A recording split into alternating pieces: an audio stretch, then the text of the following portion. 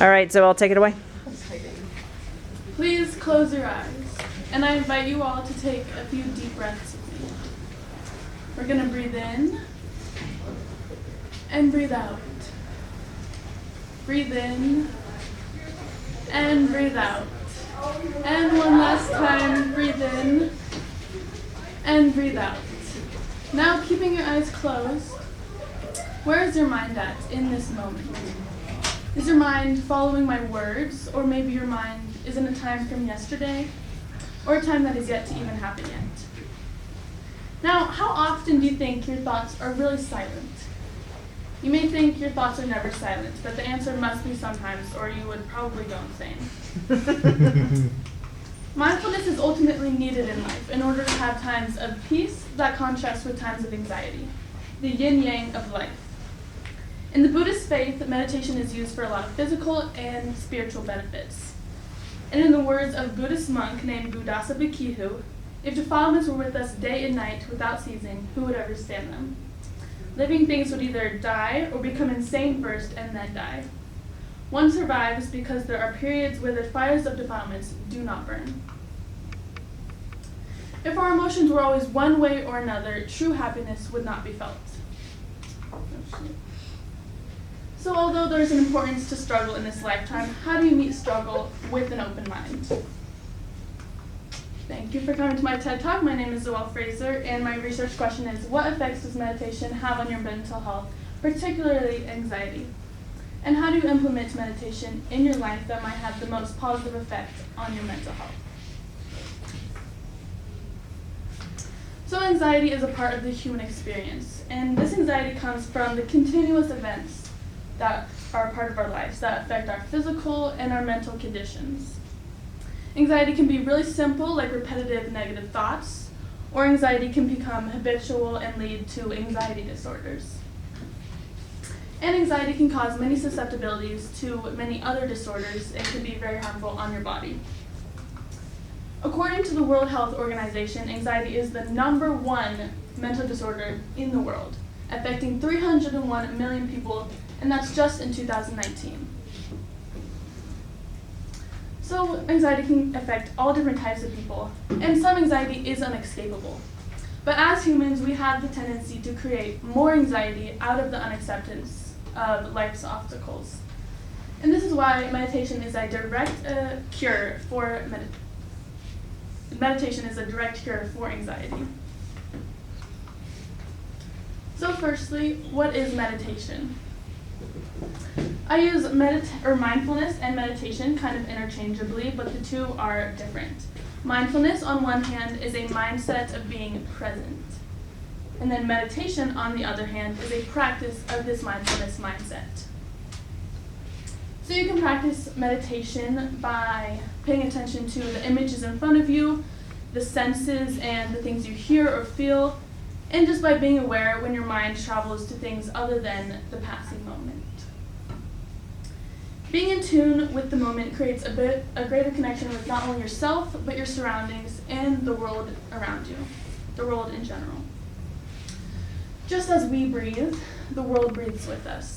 The world breathes as wind travels across the Earth's surface, as volcanoes erupt, and as rainforests draw in carbon dioxide and breathe out oxygen. So for many reasons, we as humans have a deep connection with meditation. And this is why meditation is used in many religions all throughout the world. And although I really like the metaphysical side of meditation, I looked specifically at the direct effects meditation has on not only your physical health, but your mental health, or your brain health, in relation to anxiety. Firstly, I will be going into meditation's effects on your physical health. So your physical health and your mental health really rely on each other a lot, and so if physical health isn't doing very well, your mental health is probably not doing very good either. And meditation, so for example, this can be stomach aches or headaches or loss of sleep, all very detrimental to your physical health. And meditation has many positive effects on your physical health. The first one being, meditation really helps your immune system to thrive. Putting your attention into the present moment, your nervous system can naturally respond by calming down. And reducing the activity and inflammation in your nervous system helps one to be less rational and be less reactive to stresses and to anxieties. Next, meditation can also increase serotonin throughout your body. When you breathe deeply, you increase blood flow all throughout your body. Specifically, you can increase blood flow to the prefrontal cortex. This then activates the central nervous system, in which serotonin is created. Increasing the serotonin throughout your body is really helpful for emotional regulation and can reduce norepinephrine levels in your blood, which is a stress hormone. And here, a study by Zoelle Frazer studied the serotonin levels in participants in meditation and yoga practices. And you can see here that the deviation is a lot higher than the average, and that's on the meditator's side compared to the control side that was not meditating at the time. Meditation can also increase the melatonin levels throughout your body. Again, taking a deep breath can decrease your heart rate, and this is already a natural occurrence when you are in sleep mode or sleeping. And another thing that's often faced with anxiety is insomnia, and that can be very detrimental on your physical health again. And here again, the same study by Zoelle Frazer not only studied the serotonin levels throughout the body, but the melatonin levels in people's bloodstreams. And the deviation was not as large in the melatonin levels, and this is probably because they were done during the day, but there's still a deviation from the average. So serotonin and melatonin play a very large role in your emotions, in your cognitive thinking, and especially in your energy. By calming your nervous system and increasing your sleep and your happiness, you can bring energy and therefore purpose into your life. It is very hard to strive for a purpose without having energy. And it is almost impossible to defeat anxiety without having a purpose. So meditation has many positive effects on your physical health. And I have already started to dive into meditation's effects on the brain, but I would like to go deeper into this now. And again, your brain health is very closely and directly related with your mental health. And meditation can have very, very strong effects on your brain. Research shows that meditation was used as an evolutionary tactic to strengthen human memory and cognitive functions. A psychologist named Matt Rosano proposed that group rituals around the campfire between 200,000 and 150,000 years ago helped our ancestors to develop the working memory essential for human evolution. He argued that fire-gazing meditation literally made us human by rewiring our brains in such a way that symbolism became possible and therefore the development of language. So we see very profound effects that meditation has on the brain, and this is why meditation is used in many religions throughout the world. But with the increased use of phones over the last 20 years, along with this increased iPhone use, is increased rates of anxiety. And along with increased anxiety and screen use is causing loss of focus, and anxiety is directly correlated with ADHD. So it is very important to strive for a focus and especially to positively influence the emotional life of your brain. Specifically, to positively influence the limbic system, which is your emotional control center. Within your limbic system is the amygdala, and the amygdala communicates directly with your nervous system in response to all types of stress. And your amygdala then attaches emotions to memories. So memories with very strong emotional connections, like very positive emotions or very negative emotions, are more prevalent in our brains than memories with less of an emotional connection. And this can also cause more anxiety for a person, because if you have a very negative emotion attached to a memory, this can cause more bring up the memory more consistently in your brain, creating anxiety. So the National Institutes of Health studied the systematic changes from brain scans of people participating again in meditation and yoga practices. They found from these brain scans that meditation can actually decrease the size of your amygdala. Specifically, meditation can decrease the volume of the right amygdala.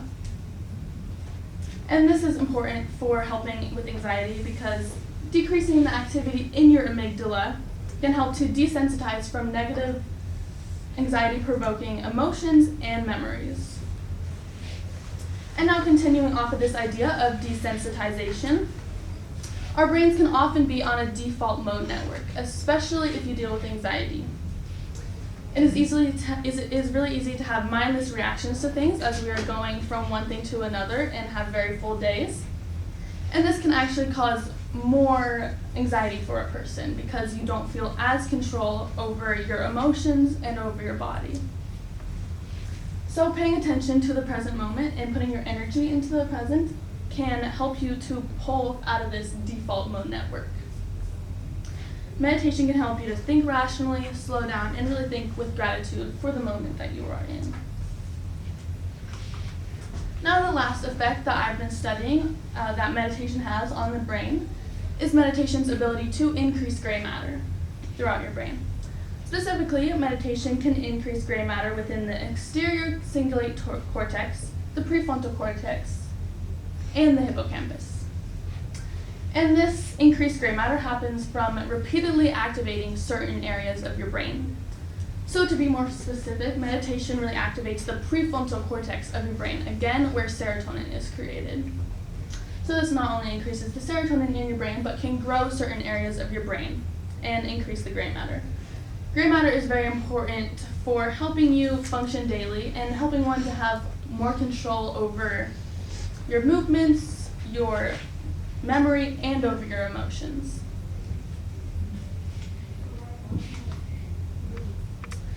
So in turn, meditation can really pull your awareness into the moment and positively affect the emotional life of your brain. Meditation can give you insights and control over subjective anxiety and really help your brain to see that one situation does not define your life. In summary, meditation is the most effective and direct strategy to alleviate anxiety. And it is a strategy that you only need your mind, your body, and your soul to use. And this is also very important because adding external things like more media onto your body or medication can really add more stress or anxiety to your body. So it is an amazing and natural skill to just use meditation in order to calm yourself. Meditation redirects your mind, senses, and breath to be meta-aware of the passing moment. And anxieties can become unimportant in relation to this moment. Even in times of heightened anxiety, like an anxiety attack, meditation can influence acceptance and calm your nervous system. Now, how do you really use meditation to be the most beneficial and use it to its most full effect if you are struggling with anxiety? This is through neuroplasticity. Neuroplasticity is the way our brain changes and reacts to really any stimuli that we are exposed to. Neuroplasticity is also the way that our brain learns new habits and learns really anything new. So through neuroplasticity and consistency, you can water the seeds of your brain daily to create very profound effects through meditation. You can use meditation just as you go throughout your day, and it can become habitual, really changing the mindset and how you meet the moment. Meditation can enhance many things, like eating, by noticing the taste in your mouth and being more connected to that. Yeah. Meditation can also enhance walking, physical activity. Meditation can enhance relationships and helping you to see new sides to things. And meditation can also be helpful for sex. You can do meditation anytime by paying attention to your senses and your surroundings. Meditation can also enhance times where you are in connection with water. Being in connection with water can put you into more of a conscious state and can begin to slow your brain waves down. And being in connection with water, it is much easier to slip into a subconscious state. So I think a daily shower or bath is one of the best times to utilize meditation in order to promote relaxation. Or even to use meditation to manifest how you want to live your life or how you want to use mindfulness in your life.